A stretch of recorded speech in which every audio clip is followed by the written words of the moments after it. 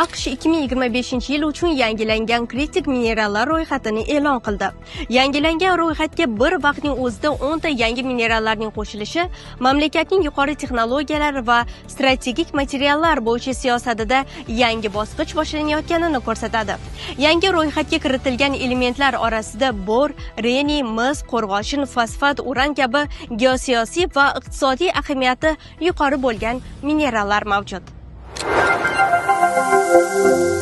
Yevropa Ittifoqi Critical Raw Materials Act'ning ikkinchi amaliy bosqichini rasman ishga tushirdi.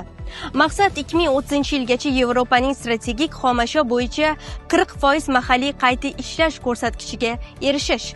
Ustuvorlik berilayotgan minerallar noyob yer elementlari, volfram, grafit, litiy va magnit qotishmalari bo'lib, bular bo'yicha Yevropa komissiyasi noyabrning o'zida 19 ta yangi strategik loyihani tasdiqladi. Xitoy noyob yer elementlari eksporti ustidan nazoratni keskin kuchaytirdi.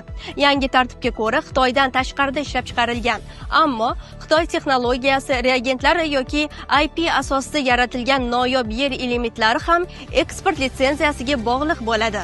Bu bilan tarixda birinchi marta Xitoyning nazorati materialdan tashqari texnologiya va IP bo'yicha ham global zanjirga chiqdi. Bunga ayniqsa AQSh, Yaponiya va Yevropa Ittifoqi qarshi chiqib, rasmiy norozilik bildirdi.